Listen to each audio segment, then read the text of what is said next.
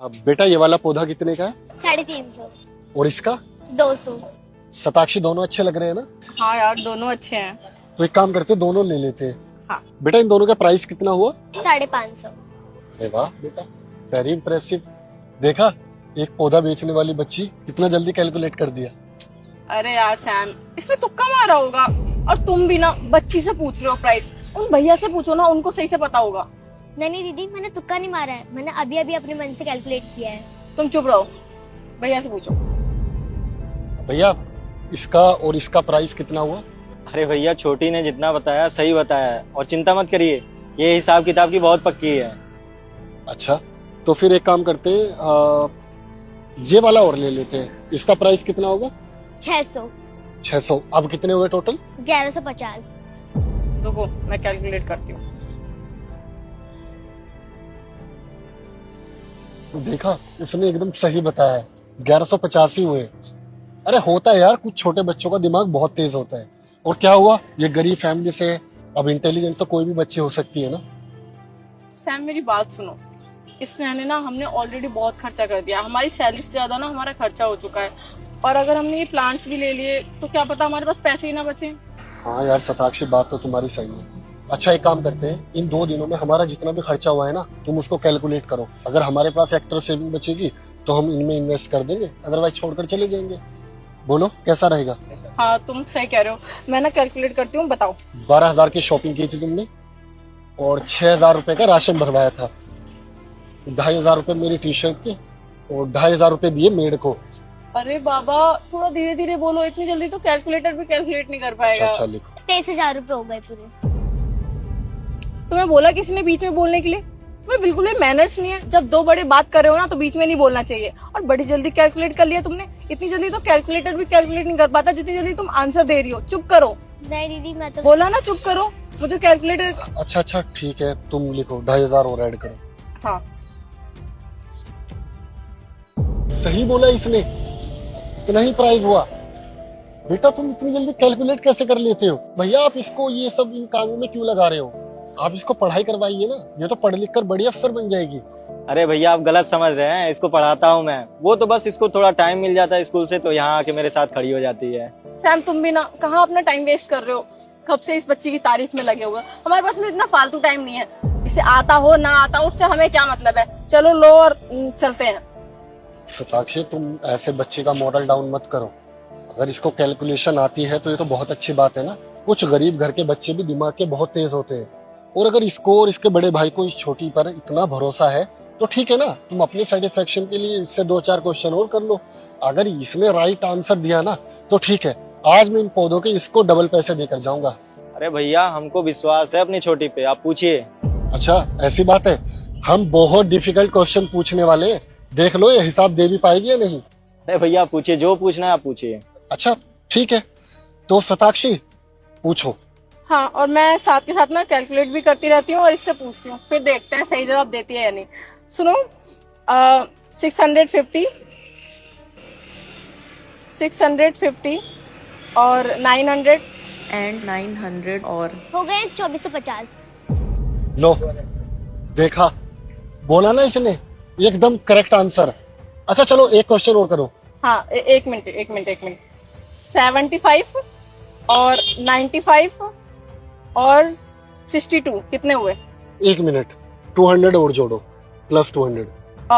और 200 अब कितने कितने हुए? हुए? 432। एकदम करेक्ट आंसर। मुझे यकीन नहीं हो रहा शताक्षी की एक छोटी सी बच्ची इतना जल्दी कैलकुलेट कर लेती है। तुम्हें पता है बेटा, मैं ना सारे सब्जेक्ट में टॉपर था, लेकिन मैथ मेरी भी कमजोर थी और आज तक कमजोर है, इसलिए मैं कैलकुलेटर का सहारा लेता हूँ। मुझे ना आज बहुत खुशी हुई कि एक गरीब घर की बच्ची भी इतनी इंटेलिजेंट हो सकती है। सॉरी बेटा, मुझे माफ कर देना, मैंने तुम्हें ऐसे जज कर लिया। कोई बात नहीं दीदी, इसमें आपकी कोई गलती नहीं है। यहाँ पर और भी बहुत सारे लोग आते हैं, वो हमारे कपड़े देखकर, हमारा छोटा मोटा काम देखकर हमें जज ही कर जाते हैं। लेकिन दीदी पढ़ने का हक तो सबको होता है ना। कुछ गरीब लोग होते हैं जो पढ़ नहीं पाते, उनके घर की परिस्थितियाँ उन्हें आगे नहीं बढ़ने देती, लेकिन दिमाग तो सबके पास है ना, चाहे वो अमीर हो चाहे वो गरीब हो। But I am proud of you, तुम बहुत अच्छी पढ़ाई कर रही हो और आगे भी ऐसे ही दिल लगा के पढ़ाई करते रहना। ले लो बेटा, नहीं भैया, मैं एक्स्ट्रा पैसे नहीं लूंगी। जितना हमारे पौधों के पैसे बनते हैं सिर्फ मैं उतने ही पैसे लूंगी। आप बस मुझे उतने ही पैसे दे दीजिए। सही है भैया, आपने पढ़ाई के साथ साथ संस्कार भी अच्छे दिए अपनी छोटी बहन को। अच्छा ठीक है, तो कितने हुए इन तीनों की? 1150। ये लो। ये लीजिए भैया। बताइए कौन कौन सा पैक करना है। ये लीजिए। थैंक यू भैया।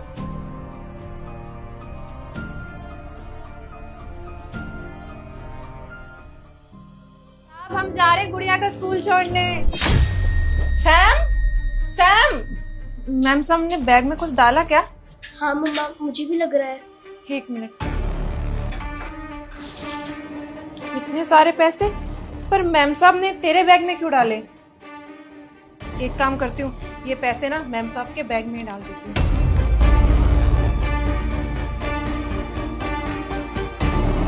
सैम आओ, देखो ये दोनों ना चोरी करके भाग रहे हैं। मैम साहब आप ये कैसी बात कर रहे हो? मैं क्यों चोरी करूंगी? तू क्यों चोरी करेगी? ये तो तुझे पता होगा ना, मैं कैसे बता सकती हूँ? सैम, जो तुम्हारे 3 लाख रुपए ना पिछले 3 दिन से मिल नहीं रहे हैं, इसने चोरी किया है, वो अपनी बेटी के साथ मिलके। सताक्षी, तुम क्या बात कर रही हो? होश में भी हो? ये दोनों हमारे फैमिली मेंबर जैसे हैं, तो अपने घर में कौन चोरी करेगा यार? फैमिली मेंबर जैसे हैं? फैमिली मेंबर तो नहीं है तो नौकरानी ना। तुम्हें पता नहीं है इन जैसे गरीब लोगों के बारे में। ये पहले अपना ट्रस्ट बिल्ड करते हैं, उसके बाद अपने ही घर में चोरी करते हैं। मैम साहब आप ये कैसी बात कर रही हैं? साहब बिल्कुल सही कह रहे हैं। पिछले 2 साल से मैं आपके यहाँ पे काम कर रही हूँ और आपने बिल्कुल सही कहा कि रहना, खाना, पीना, मुझे किसी चीज की टेंशन नहीं, मुझे किसी चीज की परवाह नहीं है। ऊपर से आप मेरी बच्ची को अच्छे से स्कूल में पढ़ने भेजते हैं, इसका सारा खर्चा उठाते हैं। एक माँ को और क्या चाहिए? ऊपर से आप मेरे ऊपर चोरी का इल्जाम लगा रही है। मेरे ऊपर तो ठीक है, मेरी सी बच्चे के ऊपर भी लगा रही है। मैम साहब कम से कम कुछ तो सोचिए। एग्जैक्टली सताक्षी, और राइट। अब जब किसी इंसान को इस घर में किसी चीज की कमी नहीं है तो वो इस घर में चोरी क्यों करेगा? अरे इन दोनों को रहने के लिए घर दिया हुआ है, 2 वक्त का खाना, और इसकी बेटी को हम इतने अच्छे स्कूल में पढ़ने के लिए भेजते हैं, तो भला ये देविका हमारे घर में चोरी क्यों करेगी? तुम फालतू में इस पे चोरी का इल्जाम लगा रही हो। मैं बताती हूँ ये चोरी क्यों करेगी, क्योंकि हम इसको कोई सैलरी तो प्रोवाइड करते नहीं है। इसकी बेटी का खर्चा उठाते हैं और इसका खर्चा उठाते हैं, इसको 2 वक्त की रोटी देते हैं। इसके शौक बढ़ गए होंगे ना, नई चीजें दिखती होंगी इसको ऑनलाइन, वही सारे शौक पूरे करने के लिए इसने चोरी करी है। तुम खुद ही बताओ, वो 3 लाख रुपए घर से कहाँ जाएंगे? तुम रहते हो, मैं रहती हूँ और ये दोनों रहते हैं। मैं तो चोरी करूंगी नहीं अपने ही घर में, और आपके खुद के पैसे हैं, आप भी चोरी नहीं करोगे। बचा कौन? ये दोनों। प्लीज अपने वर्ड्स पे थोड़ा ध्यान दो। अभी तक इसका अपराध सिद्ध नहीं हुआ तो तुम इसको बार बार चोर नहीं बुला सकते। कम से कम इसकी छोटी बच्ची को तो देखो। तुम एक माँ को चोर बुला रही हो, वो भी उसकी बच्ची के सामने। साहब आप समझाइए ना मैम साहब को, ये कैसी बातें कर रही हैं, और मैं क्यों चोरी करूंगी?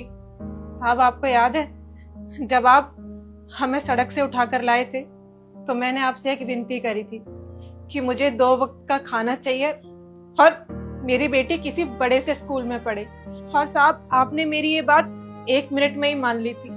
जब मुझे इस घर में 2 वक्त का खाना मिल रहा है, रहने के लिए घर मिल रहा है और मेरी बेटी के सारे खर्चे पूरे हो रहे हैं, तो भला मैं इस घर में चोरी क्यों करूंगी?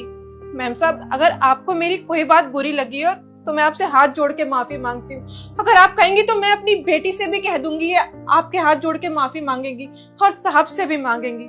साहब प्लीज समझाइए ना मैम साहब को, अपनी चोरी नहीं करी। ओ प्लीज, ये इमोशनल ड्रामा ना मेरे सामने मत कर, ठीक है? ये जो तू ड्रामा करती है ना, इसका जादू सैम पे जरूर चल सकता है, मेरे ऊपर नहीं, क्योंकि मुझे अच्छे से पता है कि तेरी नियत में खोट है और आज तूने वो साबित भी कर दिया अपने ही घर में चोरी करके। तुझे शर्म नहीं आई? जिस घर का तू खाना खा रही है उसी घर में चोरी कर रही है। अच्छा ठीक है, मुझे समझ नहीं आ रहा कि तुम इस पे चोरी का इल्जाम क्यों लगा रही हो। और तुम मेरी वाइफ हो, अगर किसी पे इल्जाम लगा रही हो तो कुछ सोच समझ के लगा रही होगी। लेकिन ठीक है, तुम्हारे पास क्या सबूत है कि देविका ने चोरी की है? और देविका, तुम्हारे पास क्या सबूत है कि तुमने इस घर में चोरी नहीं की? और सताक्षी ऐसे ही तो तुम पर चोरी का इल्जाम नहीं लगाएगी ना? मेरे पास तो सबूत है सैम। इसके पास क्या सबूत है कि इसने चोरी नहीं की है? मैंने अपनी आंखों से देखा है, इसने अपनी बेटी के बैग में पैसे डाले हैं। देविका, सताक्षी क्या सही बोल रही है? तुमने पैसे अपनी बच्ची के बैग में डाले हैं? साहब मैम सब झूठ बोल रही है और मैं अपनी बेटी का बैग नहीं चेक करवाऊंगी।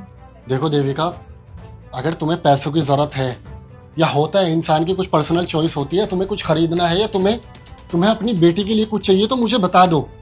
देखो, घर की बात घर में ही दब जाएगी और शताक्षी भी तुम्हें कुछ नहीं कहेगी और हम कोई स्टेप नहीं लेंगे, मैं तुमसे वादा करता हूँ। मैं तुम्हें कहीं और शिफ्ट कर दूंगा, लेकिन प्लीज अगर तुमने इस घर में चोरी की तो मुझसे बुरा कोई नहीं होगा।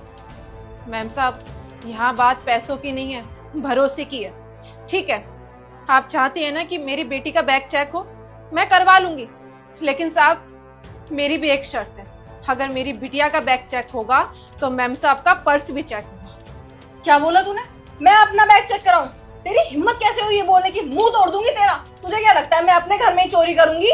शायद देखना कैसा इल्जाम लगा रही हो मेरे ऊपर। देविका, तुम होश में तो हो? अगर ये तुम पर चोरी का इल्जाम लगा रही है, इसका मतलब ये नहीं कि तुम इस घर की मालकिन पे वापस चोरी का इल्जाम लगा दोगी। Be in your limits. साहब, हमें हमारी हैसियत ना अच्छे से पता है और मेरा कोई इरादा आप दोनों का दिल दुखाने का नहीं था, लेकिन आज मैम साहब की बातों से ना हमारा दिल बहुत दुखा है। अगर आप चाहते हैं कि हमारी बिटिया का बैग चेक हो तो मैं करवा लूंगी, लेकिन साहब आपको मैम साहब का बैग भी चेक करना पड़ेगा। हाँ ठीक है, तुम यही चाहती हो ना कि मैं तुम्हारे बैग के बाद शताक्षी का भी बैग चेक करूं? ठीक है, मैं करूंगा, लेकिन अगर पैसे तुम्हारे बैग में निकले ना तो तुम पनिशमेंट के हकदार होंगे, या पैसे जिस किसी के बैग में निकलेंगे मैं उसको पनिशमेंट दूंगा। हो सकता है मैं उसको जेल कराऊं, चाहे वो मेरी बीवी ही क्यों ना हो। हाँ ठीक है, करा लूंगी मैं अपना बैग चेक। वैसे भी मेरे बैग चेक करने की नौबत ही नहीं आएगी, इसके बिटिया के बैग में ही पैसे मिल जाएंगे।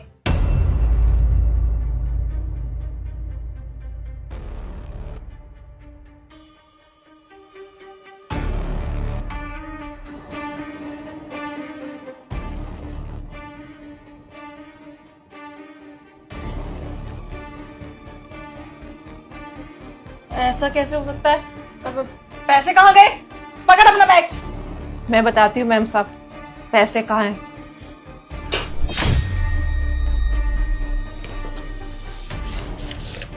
ये रहे मैम साहब आपके पैसे। साहब, ये रहे आपके 3 लाख रुपए जो काफी समय से आपके घर से गायब थे ना, जिसका इल्जाम मैम साहब मुझ पे और मेरी बेटी पे लगा रही थी। ये मेरे बैग में ऐसा कैसे हो सकता है? मैंने तो पैसे इसके बैग। क्या बोला तुमने? Can you repeat this?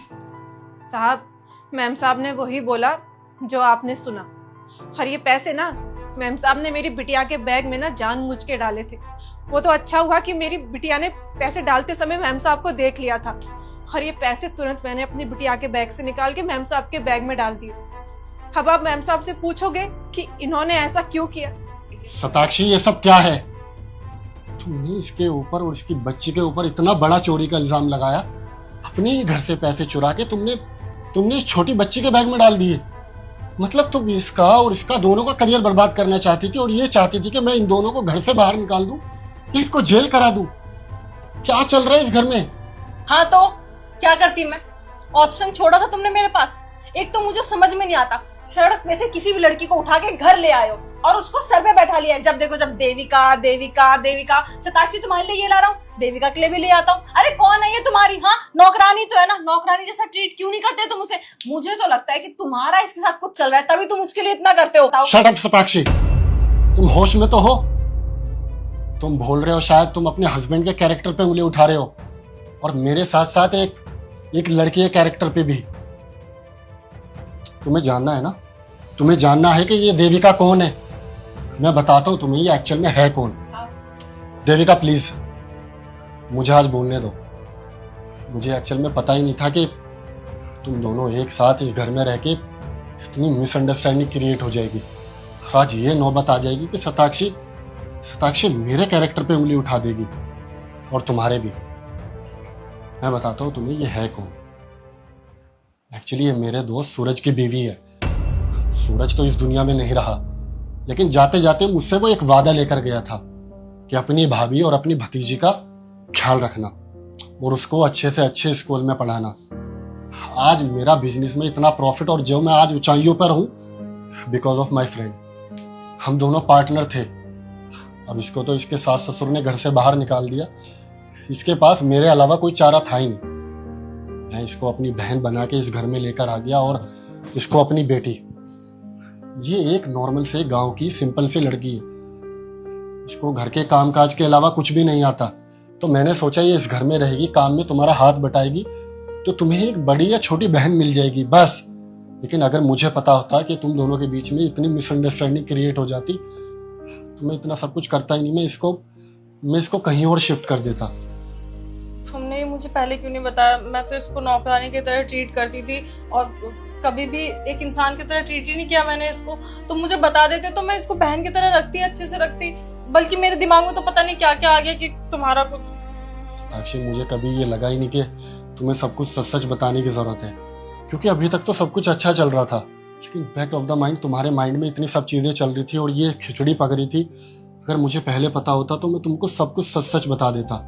लेकिन मैं आगे से तुमसे वादा करता हूँ कि आगे से कोई भी सिगरेट अपने माइंड में नहीं रखूंगा, हमेशा तुम्हें सब कुछ सच सच बताऊंगा। गलती तो मुझसे भी हुई है बहुत बड़ी, वो भी एक छोटी सी गलतफहमी की वजह से। देविका, मुझे माफ कर देना। मैंने तुम पे और तुम्हारी बेटी पे इतना बड़ा इल्जाम लगाया और तुम्हें घर से बाहर निकालने के लिए पता नहीं क्या कुछ किया, लेकिन मैं आगे से ऐसा कभी नहीं करूंगी। और मुझे पता होता तो शायद मैं अभी भी ऐसा नहीं करती। अब मुझे माफ कर देना प्लीज। और तुम्हारी बेटी स्कूल के लिए लेट हो रही है, अभी तुम स्कूल जाओ, शाम में डिनर पे मिलते हैं।